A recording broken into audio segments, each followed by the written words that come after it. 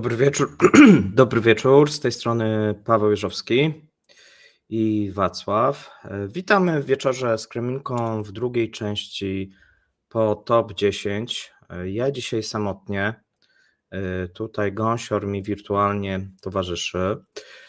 Dzisiaj, słuchajcie, 3 elementy będą w wieczorze, a tak naprawdę 4. W pierwszej części powiemy sobie na temat siły Syberii. Pojawił się dosyć ciekawy artykuł na Moscow Times. Jeżeli ktoś nie czytał, postaram się go przybliżyć. Dotyczący właśnie handlu z Chinami, jak to wygląda, jak wygląda obecnie stan siły Syberii i co ostatnio się wydarzyło. W drugiej części pokażę materiał, który się nie pojawił na Jaruski, oraz w trzeciej części odpowiem na pytania, które będziecie zadawać, jeżeli macie jakieś pytania. Na sam koniec też powiem, co czeka nas w nadchodzącym tygodniu, jeżeli chodzi o Kremlinkę. Ze swojej strony dziękuję, że tutaj zarówno patroni, moderatorzy dołączyli do dzisiejszego spotkania. Też pytanie do Was i do widzów, którzy nas oglądają. Czy chcecie takie materiały bonusowe, które będą się pojawiać? To jest do ustalenia, czy przed top 10, czy po top 10. Plan jest taki i o tym będziemy mówili z Mateuszem w spotkaniu dla widzów i patronów, żeby jeżeli chodzi o weekendy, te weekendy były dłuższe, znaczy ogólnie fajnie by było, jakby dłuższe były weekendy, ale również, żeby te materiały kremlinkowe były dłuższe. Chcielibyśmy, żeby w sobotę pojawiały się 2-3 materiały, nawet w niedzielę podobnie. Pytanie, jak się na to zapatrujecie? Ja wiem, że dopiero jak one się pojawią, będziecie mogli się wypowiedzieć, natomiast oczywiście możecie już teraz, co byście chcieli widzieć w te weekendy, jakiego typu materiały, jakich też prowadzących, bo tu są różne pomysły, jak miałoby to wyglądać. A teraz słuchajcie, przechodzimy do tej części związanej z siłą Syberii.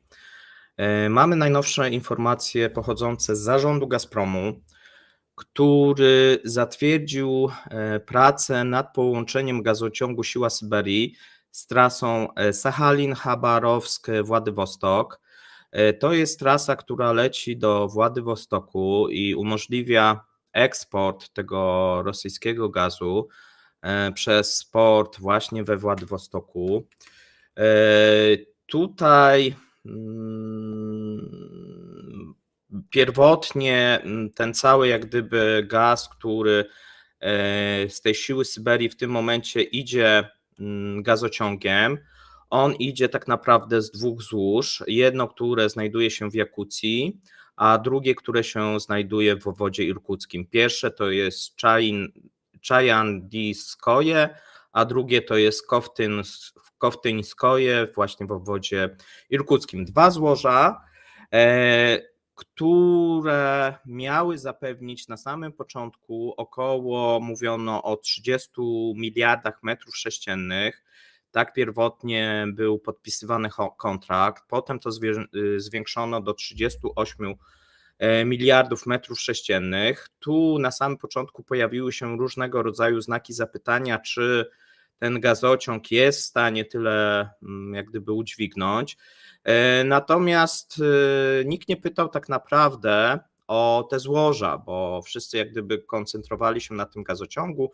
W momencie, kiedy było ogłoszenie tej siły Syberii 2, koncentrowano właśnie się na tym, że ten gazociąg, jeżeli chodzi o siłę Syberii 1, nie ma takich możliwości technicznych. Natomiast tutaj pojawił się artykuł i ja też swego czasu o tym sporo czytałem. Jeżeli chodzi o te 2 złoża, pojawia się pewien problem, bo wydaje się, że te pierwsze szacunki, które odbywały się w sumie 20 lat temu, potem jeszcze 10 lat temu, za każdym razem te dane, które się pojawiały, podważały wielkość tych złóż, łatwość wydobycia z tych złóż. No i tutaj mamy jak gdyby nowe informacje. Pierwsza informacja, że jest to połączenie czyli jest taka nitka łącząca tę siłę Syberii i jest nowy kontrakt. Ten nowy kontrakt został podpisany na początku roku z Chinami i Chińczycy zakontraktowali dodatkowe 10 miliardów metrów sześciennych. No i pojawia się oczywiście pewien problem, czy te złoża są w stanie tyle wygenerować. Natomiast jeszcze dodatkowo w 2020 roku Gazprom złożył obietnicę Chińczykom dotyczące zwiększenia wolumenu dostaw o kolejne 6 miliardów. Czyli w sumie Gazprom zamierza, jeżeli chodzi o siłę Syberii, znaczy nawet nie siłę Syberii, tylko powiedzmy, bo to być może niekoniecznie pójdzie tak idealnie tym jednym gazociągiem, natomiast zamierza z tych złóż rocznie wydobywać 54 miliardy metrów sześciennych. Natomiast okazało się, że w 2019 roku miejscowi pracownicy Gazpromu pracujący na tych złożach ostrzegli zarząd spółki, że jeżeli chodzi o te dwa złoża, nie są w stanie zapewnić gazu w ramach nawet pierwotnego kontraktu, który, przypominam, był zaplanowany na 30 lat, czyli tak było to mniej więcej zakontraktowane. Wysłali takie pismo, no jak to w Rosji w 2019, w którym informowali, że jeżeli chodzi o możliwości techniczne tych złóż, nie ma takiej jak gdyby fizycznie możliwości, żeby przez 30 lat te złoża bez degradacji mogły taką ilość gazu zapewnić. I ostatnio mieliśmy sytuację taką, że dokładnie tydzień temu powtórzyli swoje ostrzeżenie w piśmie do ministra energii Nikołaja Szulginowa. Tutaj podpisał się główny inżynier Gazpromu Dobycz Nojabrsk, który kontrolował tutaj budownię tych odwiertów na polach. No i on twierdzi, że w ciągu najbliższych lat, a zwłaszcza 30, utrzymanie zaplanowanej produkcji nie jest możliwe. I tutaj jest jak gdyby mowa o tym, że nie tych 54, które Rosjanie w swojej jak gdyby tutaj hojności zaproponowali Chińczykom, tylko tu jest mowa w tym momencie o 30 miliardach metrów sześciennych. No i nie ma takiej możliwości.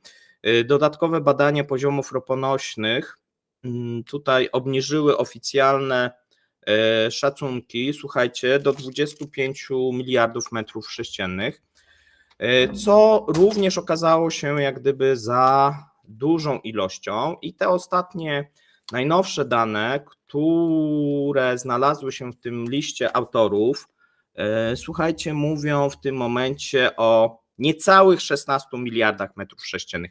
Ja swego czasu mówiłem, że siła Syberii jest w stanie mniej więcej tyle udźwignąć. Rosjanie w tym momencie próbują, znaczy oni tak twierdzą, nie wiemy do końca, czy to jest prawda, natomiast próbują przesyłać tym gazociągiem ponad 20 miliardów metrów sześciennych, chwalą się tym, natomiast pojawia się problem, ponieważ jeżeli, a trudno nie wierzyć, tak, tutaj jak gdyby autorom listu i inżynierom, którzy pracują na tych odwiertach, jeżeli by wierzyć, no to oznacza to, że Rosjanie w bardzo szybkim czasie zdegradują te złoża, tak, no bo jeżeli przekraczają te szacunki do bezpiecznego wydobycia, to oznacza, że kolejne warstwy prawdopodobnie są nieodpowiednio eksploatowane, co może doprowadzić do bardzo szybkiej degradacji samego złoża. No i nie ma mowy w tym momencie o kolejnych tych 10 czy 6 miliardach, tak, no bo w ocenie tutaj autorów listu nie ma takiej możliwości. Dlatego proponuje się budowę oczywiście siły Syberii 2, to jest jak gdyby z innych złóż, ze złóż jamalskich, natomiast tutaj na drodze oczywiście, o tym wielokrotnie mówiliśmy, staje koszt projektu, który jest szacowany na mniej więcej 10 bilionów rubli, a nawet więcej. Tutaj akurat w tym artykule Moscow Times jest podane od 6 do 10, natomiast wielu autorów podaje ponad właśnie te 10 bilionów, nawet sięgając do 14 bilionów rubli.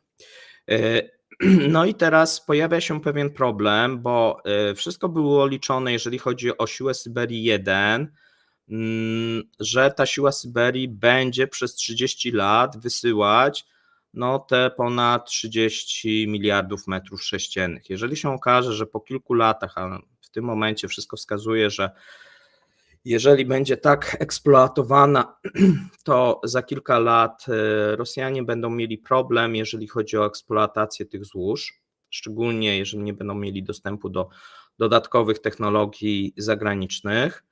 No i może się okazać, że ten projekt po pierwsze nie zwróci się nigdy, tak, nawet po tych 30 latach, bo wydaje się, że jeżeli będzie eksploatowany ponad normę, to nie dotrwa tych 30 lat, a dotrwa 5, 6, możemy się tutaj dyskutować pewnie z jakimiś osobami, które by wiedziały więcej na ten temat, ale powiedzmy jest to w mojej ocenie maksymalnie 10 lat eksploatacji, jeżeli to będzie ponad miarę złoże eksploatowane, co oznacza, że w tym momencie Rosjanie utopili na tym projekcie. No i pod znakiem zapytania staje następny projekt, ta siła Syberii 2, czy również na nim nie utopią, bo jeżeli popatrzymy na ostatnie wszystkie gazowe duże projekty rosyjskie, to wszystkie są pod wodą, począwszy od Nord Streamu, potem Południowy Potok, potem te nowe projekty Arctic LNG, te najnowsze i najnowsze projekty Gazpromu.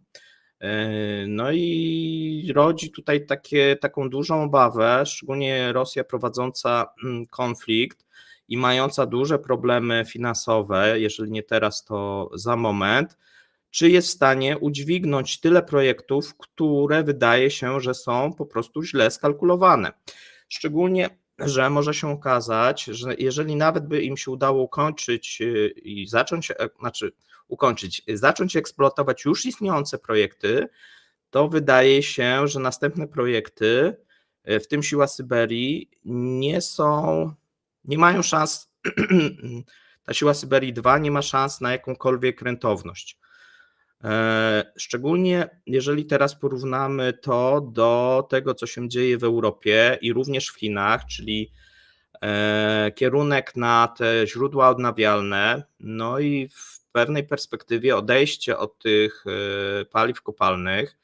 Ten gaz, który miał być takim pośrednim elementem, zsypał się, tak? Dosyć mocno się sypał, chociaż w momencie, kiedy pewnie 10 lat temu to wszystko było tworzone, miało to duży sens, bo jeżeli popatrzymy nie z naszej perspektywy, to co wiemy teraz, tylko właśnie z perspektywy, nie wiem, 10 czy nawet 5 lat do tyłu, kiedy ta sytuacja zupełnie inaczej wyglądała, no to wszystkie projekty w dużej mierze były skierowane na Europę, a więc zarówno Nord Stream, jak i Południowy Potok, jak i nawet ta drużba, która cały czas przecież istnieje i istniała, dawała w tym momencie Gazpromowi, potem też Nowatekowi duże możliwości rozwoju. Zauważmy, że te projekty, na przykład Nowateku czy Gazpromu, jeżeli chodzi o LNG,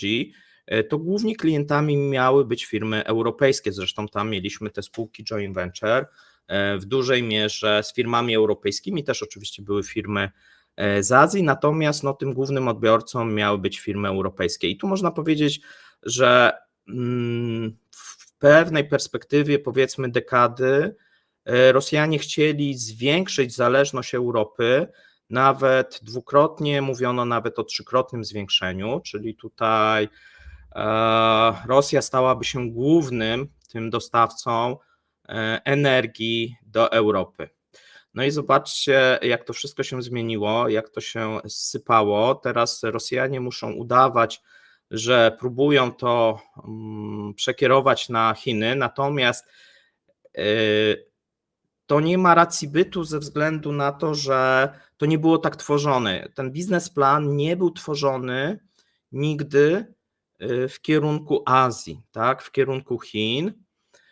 Nawet ta siła Syberii, która widzimy, no była jakimś projektem, wydawało się biznesowym, miała bardziej w większym stopniu wymiar polityczny, a Gazprom i firmy rosyjskie miały głównie zarabiać w Europie, tak? No tutaj miała być jedynie pewna dywersyfikacja, być może w przyszłości ten kierunek azjatycki mógłby być rozwijany, natomiast no teraz sytuacja jest bardzo niekorzystna dla Rosjan, bo nawet jeżeli popatrzymy na siłę Syberii 1 oraz na te dostawy LNG, no to mamy tam dosyć dużą różnicę w cenie, bo tutaj mówimy o tym, że chińskie ceny rosyjskiego gazu są o 28% niższe niż europejskie. I to wielu ekspertów na to wskazuje, że szczególnie w momencie, kiedy te ceny ustabilizowały się, czyli wróciły do tych cen sprzed inwazji i do tych cen sprzed tego szoku energetycznego, no to mamy sytuację, że obecnie obsługa, koszt, nakłady kapeksowe, no wszystko się nie składa, żeby ta siła Syberii kiedykolwiek się zwróciła. Tak samo wydaje się, że takie inwestycje jak Arctic, na ten moment oczywiście, Arctic LNG, czy nowe inwestycje Gazpromu, jeżeli chodzi o Murmańsk, no wszystko wskazuje, że to się nigdy prawdopodobnie nie zwróci. I tak to, słuchajcie, mniej więcej wygląda, jeżeli chodzi o te rzeczy. Tutaj prosiliście też o to, żeby podać drugą część hasła, a więc teraz przejdziemy jeszcze do hasła i zaraz sobie będziemy powoli przechodzić do pytań. Druga część hasła, nie wiem, czy chcecie prosto, czy chcecie trudno. O, tutaj mi się coś nie wyświetla. Druga, chyba to muszę schować, ten czat i wtedy dopiero. Druga część hasła, oczywiście wysyłamy tutaj na konkurs Kremlinki. Będzie z Kremlinką i Wacławem. Druga część hasła z Kremlinką i Wacławem. Pierwsza była podana na samym początku dzisiejszego wieczoru.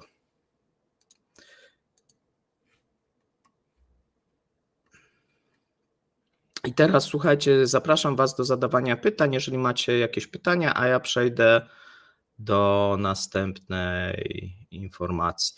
Tu pytacie się, czy te gazociągi miały transportować wodór. Tak, takie były też zamierzenia, ale nie w przypadku siły Syberii 1.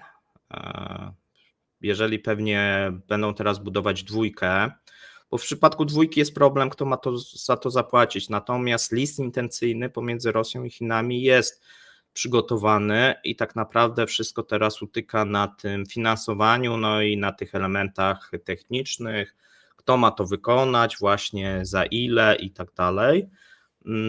Tutaj ma to też przebiegać przez Mongolię.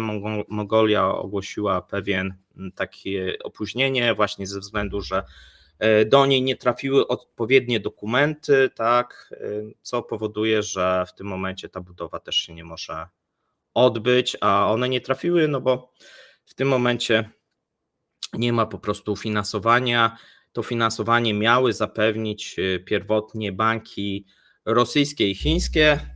No Chińczycy nie za bardzo chcą w tym uczestniczyć, a banki rosyjskie nie mają takich możliwości, żeby bez jakiegoś wsparcia chińskiego uciągnąć tą inwestycję. Tak? No oczywiście sam Gazprom czy rząd nie ma takiej możliwości. No tutaj, jeżeli by Rosja nie prowadziła konfliktu, można by spróbować jakieś gwarancje rządowe dawać, natomiast teraz obecnie nie ma to wielkiego sensu.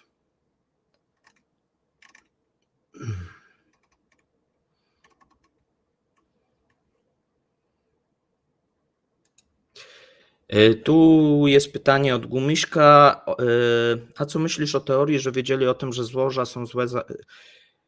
Przeszacowali. To czasami tak bywa, tak? Tutaj trudno jest stwierdzić. No czasami jest tak, że jak dopiero się wydobywa, no to pewne rzeczy wychodzą, tak?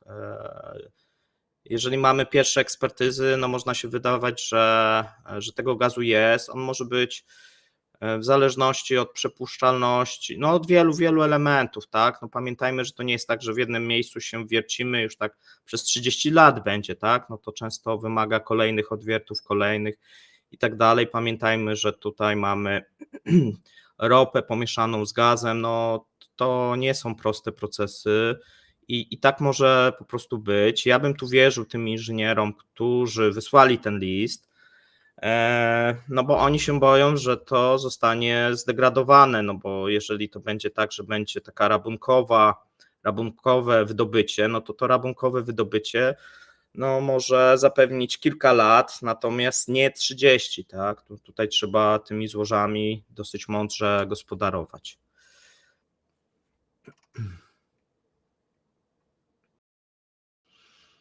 Które z biznesów Rosji są jeszcze ewidentnie dochodowe? To jest dobre pytanie. Wszystkie biznesy naftowe, które wydobywają, są dochodowe w tym momencie.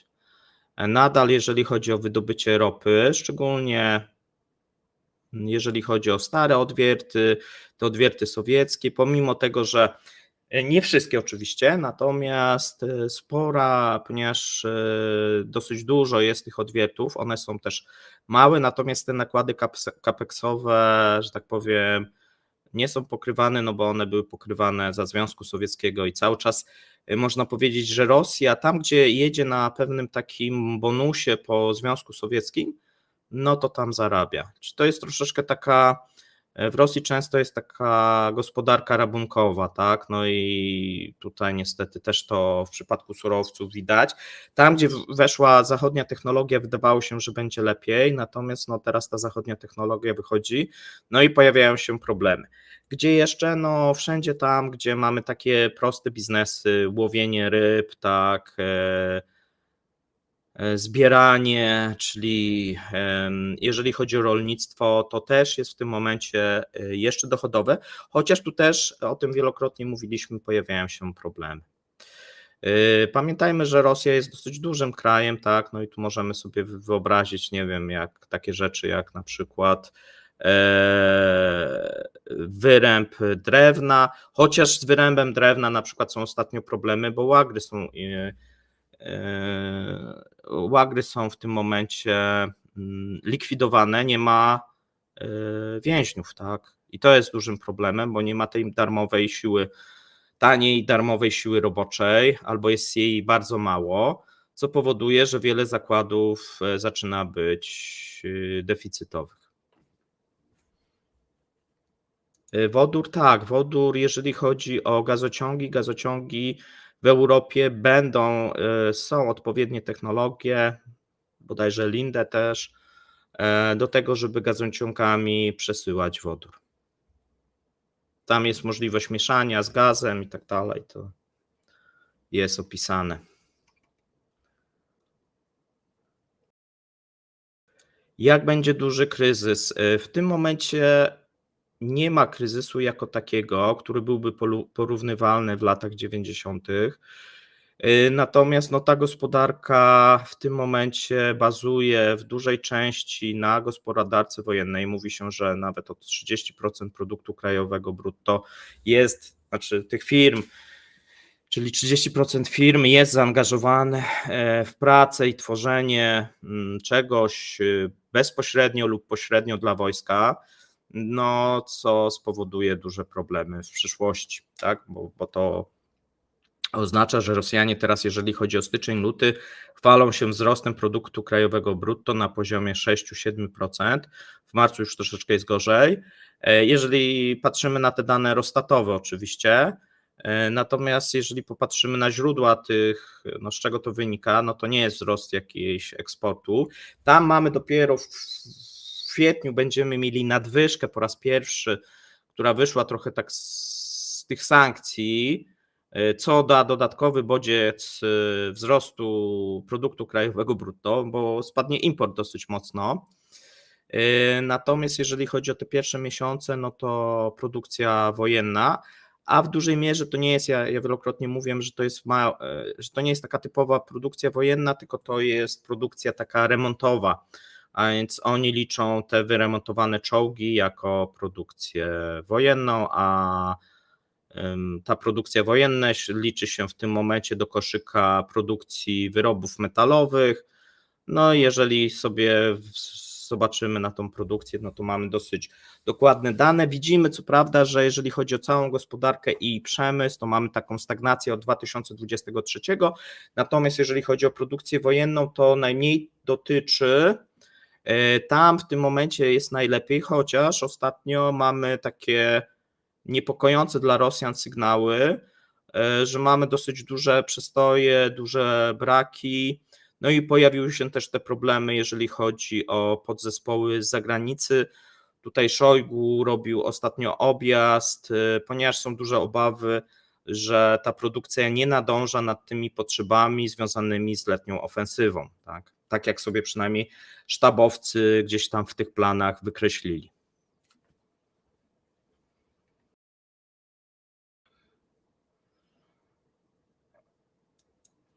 Pytacie zawsze, ja nie wiem, kiedy nadejdzie ten dzień, kiedy rosyjska gospodarka nie będzie w stanie udźwignąć specjalnej operacji. Myślę, że to może jeszcze długo potrwać.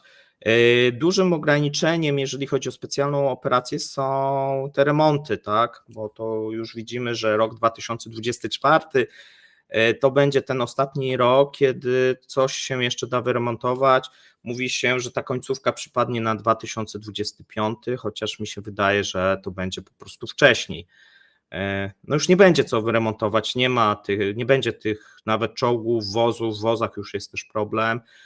Te remonty są coraz droższe, dlatego ten Szojgu tak jeździł i zabiegał, no bo okazuje się, że te czasy im się wydłużyły, no bo jeszcze powiedzmy pół roku temu, rok temu wyremontowanie czegoś trwało krócej, a teraz trwa dłużej. To trochę też jest zrozumiałe, jeżeli mamy w coraz gorszej jakości te elementy, które remontujemy, no a to jest jak gdyby naturalne, no bo raczej nikt nie zostawia tych, powiedzmy przykładowo, tych osławionych czołgów w najlepsze, tych najlepszych kadłubów, a bierze te najgorsze i zaczyna od remontu tych najgorszych, tylko jest jak gdyby odwrotny proces, a więc to, co było dobre, zostało wyciągnięte na początku, potem to, co było średnie, a teraz jest coraz gorszej jakości. No i to jest oczywiście wyzwaniem. Tu jakiś komar mi się rosyjski dorwał.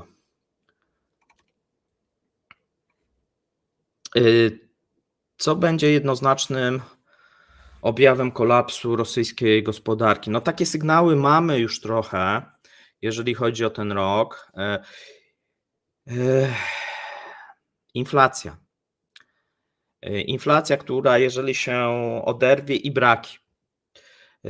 Braki takie punktowe, to co obserwujemy, tak, czyli tam na cukrze, na paliwie, na różnych rzeczach.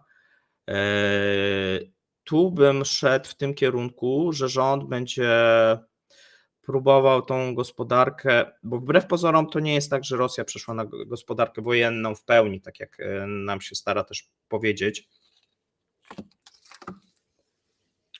tylko częściowo i te gospodarki są połączone. Trochę podobnie wbrew temu, co się mówi na Ukrainie, bo mówi się, że Ukraina nie przeszła, Rosja przeszła. To nie jest prawda, Ukraina po prostu jest słabszym krajem, mniejszym, z mniejszymi możliwościami wytwórczymi, natomiast z większą pomocą zewnętrzną, czego Rosja nie ma i raczej zakładałbym, że nie będzie miała. Natomiast takie objawy obserwujemy. Dużym problemem jest zadłużenie społeczeństwa. Tu bym też zwracał na to uwagę, że to szczególnie przy wysokiej inflacji może wybuchnąć. Teraz mamy sytuację, że ta inflacja nie jest jeszcze wysoka, ona jest powiedzmy średnia, ale oczywiście przebija te wszystkie wskaźniki. Mamy ją na poziomie powiedzmy po 30%, 20 parę procent. Oficjalnie ona jest 7,9. Stopy procentowe są na poziomie 16%. Do końca roku mają być tak utrzymane, bo to są najnowsze zapowiedzi. No tak wysokie stopy tą cywilną gospodarkę tłamszą dosyć mocno, bo tą wojskową nie, no bo tutaj wojskowa polega na tym, że rząd zamawia. No i zamawia w jednej firmie, ta firma zamawia w następnej i tak dalej, a więc tam jak gdyby podnoszenie tych kosztów jest wliczone w cenę. Jeżeli chodzi o, bo tu część wskazuje na ten kurs rubla, ja bym się mocno do tego nie przywiązywał, dlatego że Rosja ma duże możliwości wprowadzania różnego rodzaju sztywnych kryteriów i to nie jest gospodarka rynkowa w tym momencie, tylko jest to gospodarka sterowana. A więc bardziej bym patrzył, w którym momencie zaczną się problemy takie, jeżeli chodzi o dostępność po prostu towarów na rynku, tak? Bo to może być spowodowane właśnie tym wzrostem inflacji. Tutaj większość krajów, która prowadziła duży konflikt, borykała się z inflacją i Rosja nie jest tu jakimś odosobnionym przypadkiem, no bo po prostu pompuje dosyć dużą ilość pieniędzy w gospodarkę, natomiast jest pierwszym przypadkiem, kiedy próbuje się to zdławić wysokimi stopami.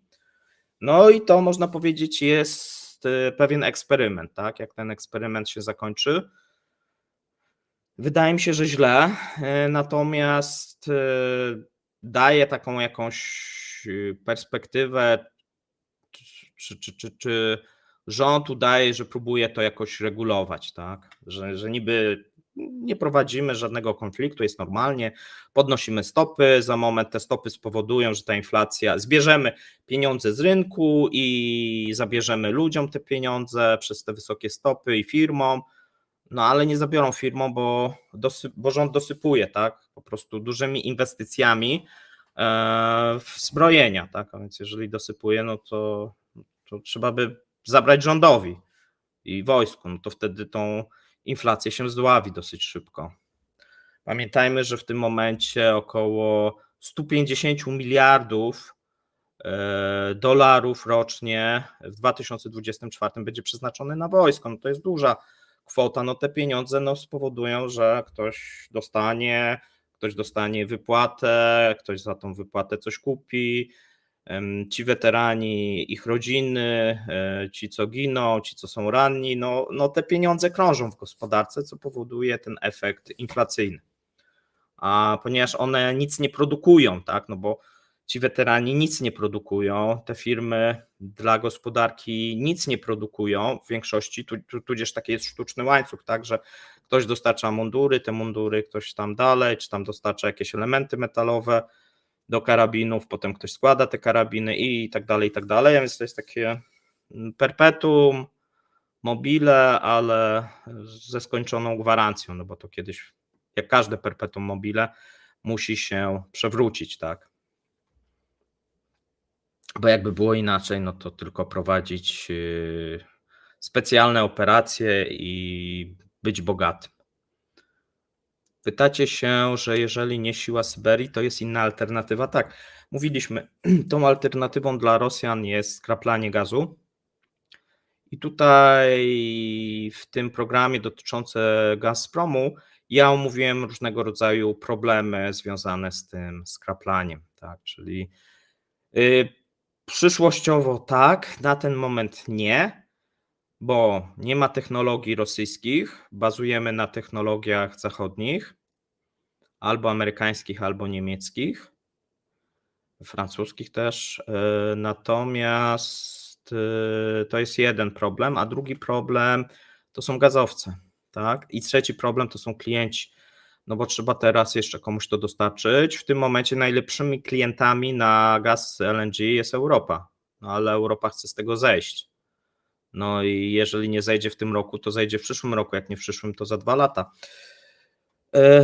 I skoro nie Europa, to Azja, a znowuż problem Rosji jest taki, że wbrew temu, co mówi, ma małe możliwości w tym momencie, jeżeli chodzi o porty, jeżeli chodzi o infrastrukturę, handlu z Azją.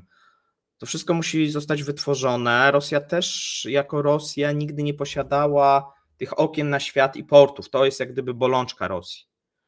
A szczególnie jeżeli chodzi, no chyba, że się klimat tak mocno ociepli, że te północne, arktyczne porty przestaną być arktyczne, no to może wtedy tak. Ale na ten moment olbrzymi problem, no ale nawet jeżeli by się to tak stało, no to trzeba te porty pobudować. No i to są lata i inwestycje.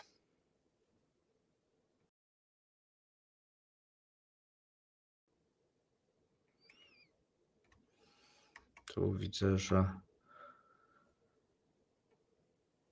pani Katarzyna szaleje. Dziękujemy. Złoto ciągle drożeje. Ile mogę na tym zarobić? Panie Piotrze, nie daję porad inwestycyjnych. Czasami coś mówię na temat ropy, ale to tak jak ja bym widział. A więc jeżeli chodzi o złoto, nie wiem. Ja bym w tym momencie to, co można było zarobić, to można było zarobić. Nie wskazuję tu żadnego kierunku.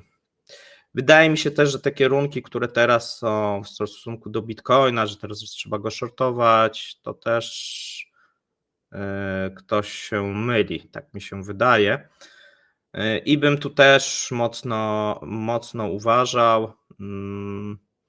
Mogę się wypowiadać na temat surowców, ewentualnie jakichś akcji amerykańskich, a na temat w tym momencie kiedyś coś robiłem ze złotem, ale to jakieś małe ilości i raczej się na tym nie znam. Może tak powiem.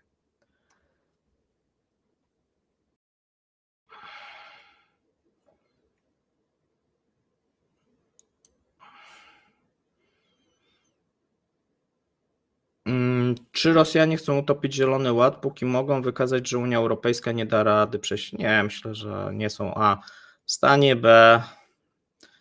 Rosjanie powinni zacząć swoimi problemami się martwić, no ale jak to Rosjanie, Rosja tak chce, ma tą manię tej wielkości, chce być mocarstwem, chce odgrywać tutaj rolę, jeżeli chodzi o Europę, no co powoduje no właśnie taką dziwną sytuację i taką zapaść, którą mają, bo jeżeli by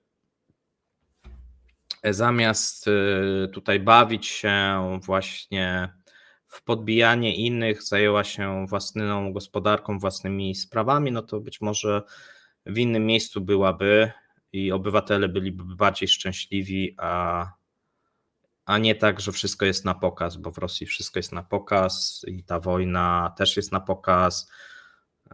Pytanie jest, co tam nie jest na pokaz, tak?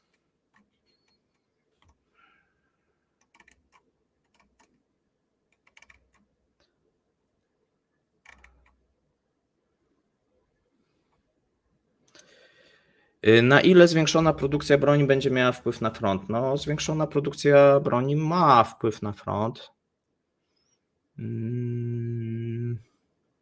Natomiast to ma pewne ograniczenia, tak jak mówiłem, bo Rosja nie wybudowała żadnych nowych fabryk. To jest próba wyeskalowania możliwości tych fabryk, które istnieją. Nie ma nowych fabryk czołgów, nowych fabryk amunicji i tak dalej.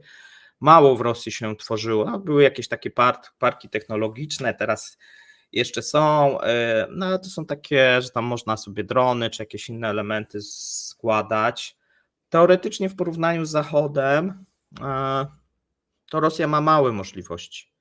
Natomiast no to już wchodzimy w taką jakąś politykę, geopolitykę, zamówienia publiczne, demokrację, tak, no w Rosji jest dosyć prosto, tak, no daje się jakiś prikaz, że fabryka ma więcej produkować, przyjeżdża Szojgu, mówi, że za mało i macie więcej, oni udają, no i to też jest problem Rosjan, bo pamiętajcie, że jak to w Rosji jest pokazówka i te fabryki udają, że więcej robią, a jednak mniej robią, potem są problemy, potem są defekty i tak dalej, bo trzeba plan wykonać, bo tego oczekuje władza.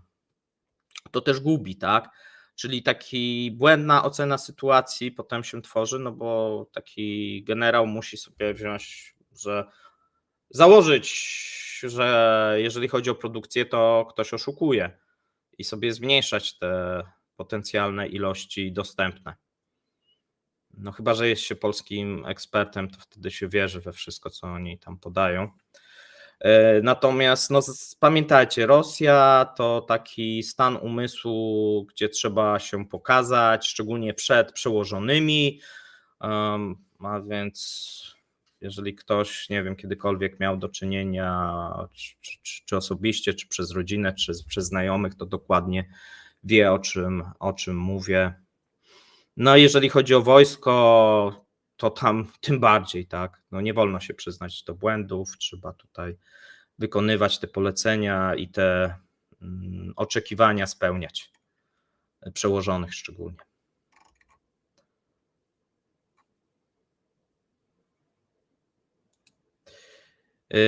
Turecka telewizja, Rosja dużo planuje. To w planach to są mistrzowie, tak? Połączenie z Iranem jak najbardziej. Ma być w high-tech, mówiłem, liderem razem z Chinami i z USA. Ma przemysł stoczniowy wyprzedzić Koreę, Japonię, Chiny. Wielu. To co się spełni? No jak dotąd patrząc na różnego rodzaju plany są zawsze bardzo ambitne. Zresztą za plany dostaje się też po prostu pieniądze, tak? No i nie można zawieść tutaj swoich przełożonych, żeby zaplanować za mało. No trzeba tak ambitnie planować, a nie tak, że tak. Nie? A więc plany są jak najbardziej połączenie kolejowe, tak, morskie, huby gazowe, no dużo rzeczy tam z tym Iranem ma być.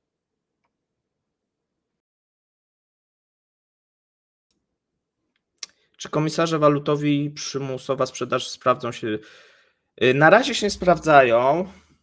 Teraz będzie jeszcze jeden efekt. Te problemy, mówiłem, mamy efekt spadku importu. Zobaczymy, bo teraz Putin jedzie do Chin w maju. No i głównym tematem ma być odblokowanie i stworzenie albo podpięcie Rosji pod ten chiński system i jak gdyby ominięcie tych sankcji amerykańskich. No i zobaczymy, co z tego wyniknie, tak? No bo tutaj są nadzieje, że Putin po prostu, jak to w Rosji, car pojedzie i załatwi. Wszyscy mieli przez kwartał problemy, ale Putin pojedzie i on tam przywita się i powie: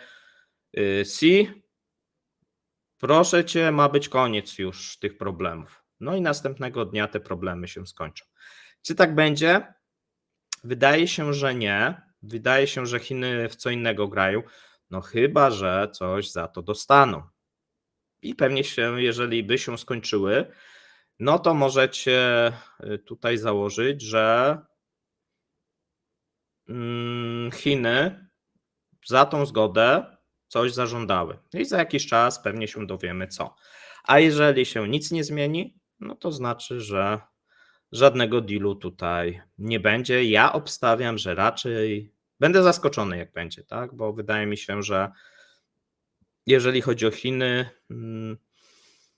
no to nie wiem, co Rosja musiałaby dać, czy obiecać, raczej dać, bo za same obietnice to chyba by się Chińczycy nie zgodzili, a więc co musieliby zaoferować, żeby Chińczycy odkręcili w tym momencie im śrubę, bo widać, że ten lewar jest, znaczy ta śruba jest zakręcana za aprobatą chińskiego rządu. No nie tak, żeby Rosja się przewróciła, ale tak, żeby odczuła.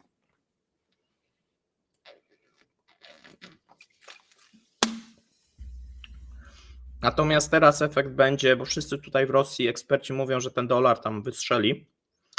Ja uważam, że jeżeli chodzi o te najbliższe tygodnie, tak nie do końca.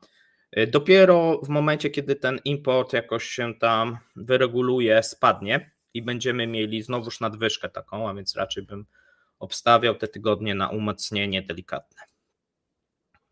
Ale mogą się pojawić jakieś inne informacje i wtedy to się oczywiście zmieni. Bo tutaj problemem jest, sam mówiłem, inflacja, tak? A ona wcale się nie zmniejsza.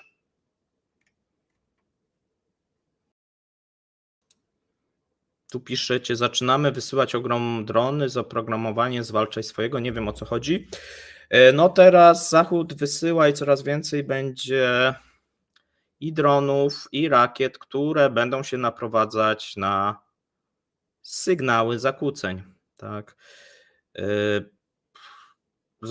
Zobaczymy też, czy Ukraińcy poradzą sobie z jedną rzeczą, czyli do tej pory zakłócali i niszczyli własne drony, a więc ta synchronizacja tej walki po stronie rosyjskiej też, nie? Ale po stronie ukraińskiej spodziewalibyśmy, żeby była lepsza, no na ten moment nie jest. Sporo dronów tak naprawdę zostało zniszczone czy uziemnione przez systemy ukraińskie do zwalczania dronów, a więc.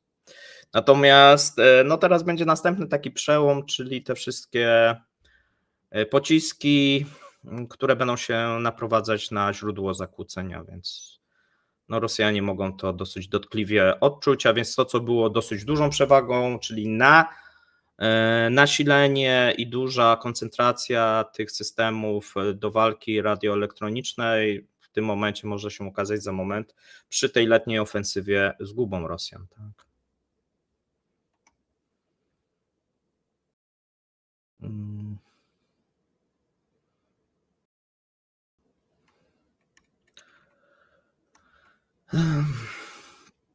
A jeżeli chodzi o walkę radioelektroniczną, to jest chyba jedyna rzecz z tych wojskowych, na których się po prostu znam ze względów właśnie kiedyś zawodowych.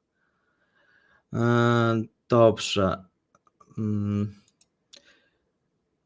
Dlaczego Ukraina nie atakuje linii kolejowych?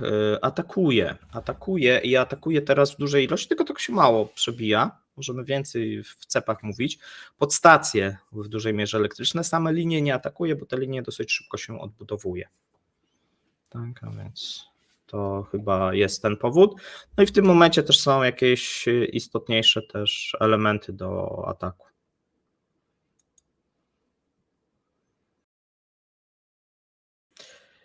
No ta linia, jeżeli chodzi o linię kolejową z Mariupola, ona jest niezbędna Rosjanom, tak? Natomiast tak jak każda linia, za moment będzie atakowana.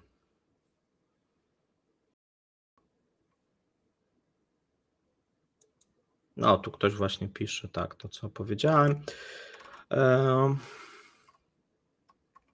Dobrze, to teraz jeszcze przejdziemy, bo widzę, że już 45 minut.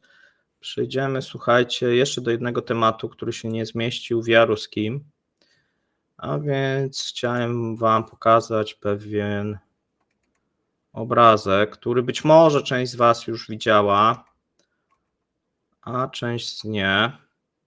Odnośnie letniej ofensywy i odnośnie tego, czym się w Rosji dzieci zajmują. Więc tu mieliśmy konkurs dotyczący naszych bohaterów. No i tak mniej więcej to wygląda, jeżeli chodzi obecnie nauczanie. To patriotyczne w Rosji, a więc widzimy tutaj różnego rodzaju konkursy związane ze specjalną operacją. Jak dla mnie to jest mocno szokujące, dlatego że oprócz tego, że Rosjanie prowadzą tą specjalną operację, no to prowadzą też taką specjalną operację w szkołach, gdzie mają to wychowanie, to patriotyczne. No oczywiście jak to zwykle, tak, no może nie przyniesie 100% przeformatowania, natomiast no jednak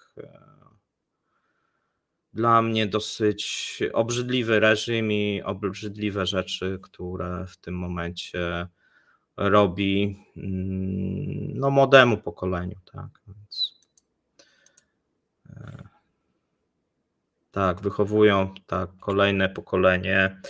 No, przyzwyczajenie tak od początku do dosyć dużej brutalności, agresji.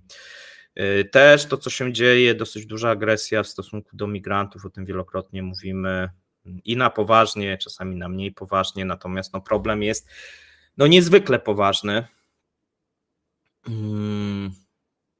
No i to akurat jest element, który przez najbliższe lata no, będzie dużym problemem, jeżeli chodzi o Rosję. Tak. Bo to będzie tworzyło w przyszłości dosyć duże napięcie.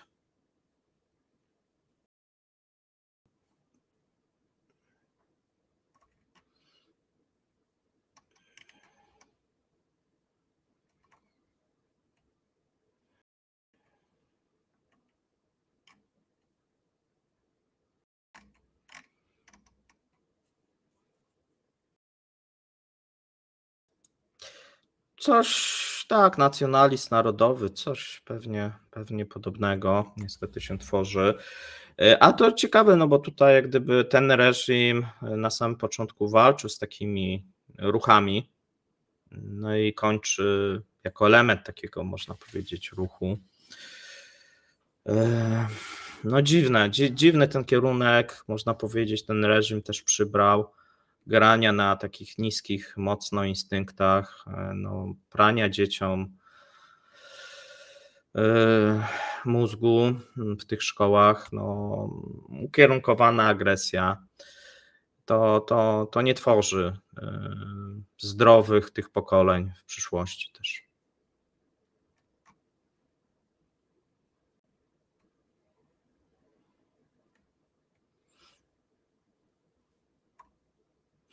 No dobrze, widzę, że już powoli te pytania się kończą, więc jeżeli macie jeszcze jakieś jedno lub dwa, no to możecie zadawać i powoli będziemy zbliżać się do końca. Piszcie też w komentarzach i na czacie, co uważacie na temat właśnie takich wieczorów z Kremlinką, bo tego nie było, a ja sobie też przejdę do tego, co w przyszłym tygodniu. W przyszłym tygodniu powinien we wtorek, myślę, pojawić się nowy format. Jeżeli go w poniedziałek po południu nagramy, no to powinien być i nowy prowadzący, to już mogę zapowiedzieć. Będą dwie osoby. Pierwsza osoba powinna się pojawić w przyszłym tygodniu. Będzie to mężczyzna. Temat dosyć ciekawy, myślę, przez wielu oczekiwany. No i będzie też oczywiście kobieta, czyli druga osoba prowadząca. Myślę, że to będzie, tak umówiliśmy się, mniej więcej w połowie maja, więc jeżeli piszecie tutaj bo zadałem pytanie, część z Was źle typowała. Chyba jeszcze nikomu się nie udało zgadnąć. Natomiast jeżeli chcecie jeszcze się bawić i zgadnąć, no to jest taka możliwość, myślę, do poniedziałku rana, no bo pewnie będziemy musieli ujawnić, skoro ten format się pojawi, więc pierwsza osoba, spodziewajcie się o 17 nowego formatu, a myślę, że tak, gdzieś w okolicach 15 mniej więcej, tak? No tak, chyba tak, no tak rozmawialiśmy, 15-16 maja kolejnego formatu. Jeszcze nie chcę, żeby nie zapeszyć, pisać jaki, bo tutaj już podajecie jakieś typy, ale możecie się spodziewać, że to nie będzie polski format. Więc na razie, jeżeli chodzi o tematy polskie, nie czujemy się na siłach, żeby je podejmować, patrząc na to, co się dzieje na Twitterze i poziom tej dyskusji jakoś cały czas mam. Nawet jeżeli to byłoby ekonomiczne, mam duże obawy, że to by się skończyło jakąś taką właśnie wymianą niecenzuralną, niecenzuralnymi komentarzami i tak dalej. Jakoś to mnie. Jeżeli chodzi o amerykański format, to chcielibyśmy, ale jeszcze go nie będzie. Chcielibyśmy, bo nas ten temat mocno interesuje, tylko że po prostu nie mamy tutaj w tym momencie prowadzących, a więc jeżeli ktoś się czuje na siłach lub zna kogoś, kto chciałby do nas dołączyć, jeżeli chodzi o amerykański właśnie CEP i format i ma ku temu wiedzę, zacięcie, chęci, no to jak najbardziej zapraszamy.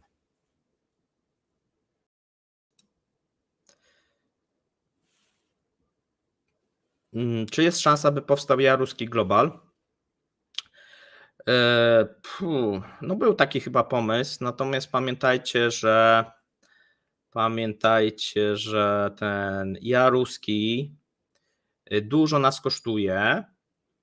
Jest pomysł, żeby był, ponieważ Wacław naciska mocno, żeby był wieczór z Wacławem i tam są różne pomysły, więc jeżeli już, to by w tym kierunku to szło, niż takiego ja Polako, czy ja Sarmata, czy ja jakiś globalny. Czy chcemy się połączyć z kanałem Zero? Nie chcemy się połączyć z kanałem Zero. Kanał Zero jest naszą konkurencją, jakkolwiek by to brzmiało.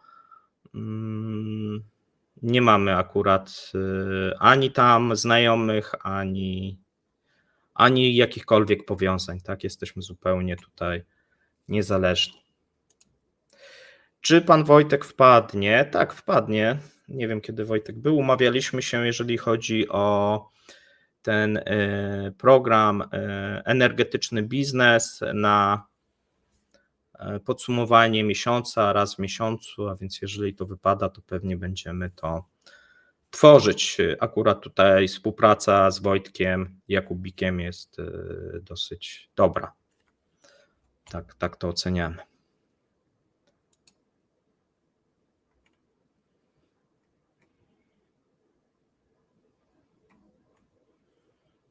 Nie chcemy mówić o polskiej polityce, więc nie chcemy przejmować kanałów Zero, nie stać nas. Tutaj główny prowadzący mógłby nas dużo kosztować. Pewnie by nie chciał.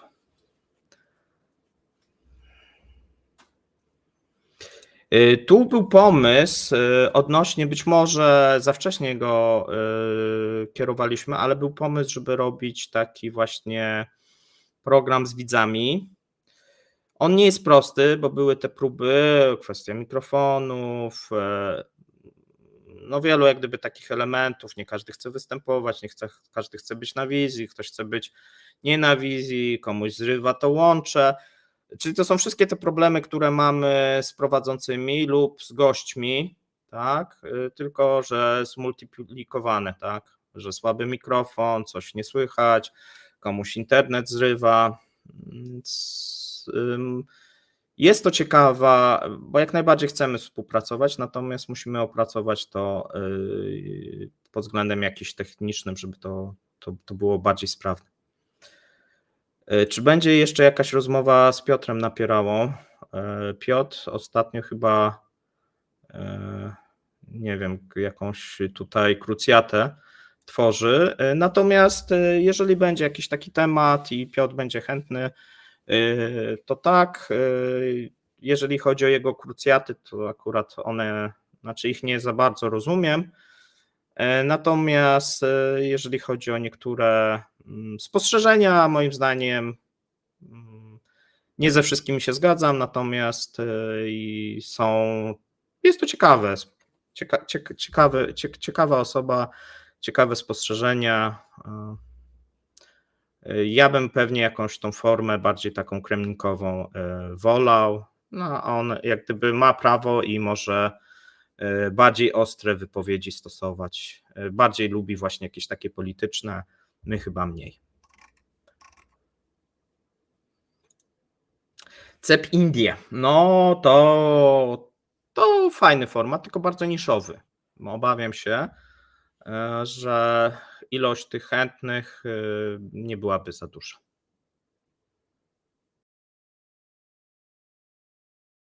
Nie wiem, o co chodzi z detektywem Zen, ale to rozumiem, że chyba o jakiś Jaruski chodzi.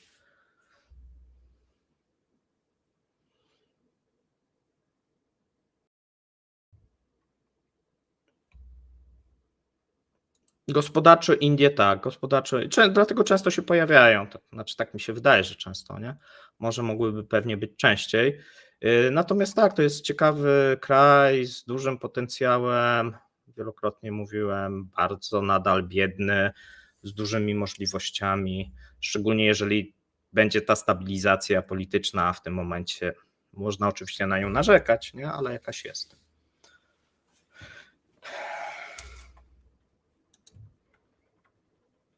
Tu pytanie, czy to nie możemy na takie pytanie odpowiedzieć, bo nie znamy odpowiedzi, tak? A jeżeli pan Marcin zna odpowiedź, to poprosimy.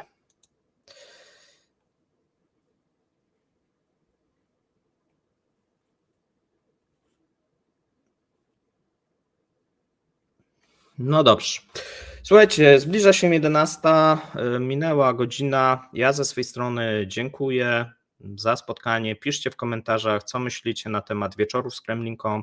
Czy podoba wam się format, czy chcielibyście kontynuować, żeby takie formaty były co jakiś czas, co tydzień, co weekend, czy też chcielibyście właśnie jakieś modyfikacje, jakieś pomysły. Jesteśmy cały czas otwarci na wasze pomysły. Jesteśmy też otwarci, jeżeli ktoś chce nie tylko pomysłami, ale też nas finansowo wspierać i współtworzyć. To też dla nas jest ważny element. no bo dzięki temu mamy możliwość właśnie zapraszania nowych prowadzących i rozwoju tego kanału, tak? Jeżeli jest taka ochota i taka potrzeba społeczności, jeżeli Wam się to podoba, co robimy. Ja ze swej strony dziękuję, życzę miłej nocy i widzimy się, słuchajcie, jutro o 9:00. Trzymajcie się. Cześć.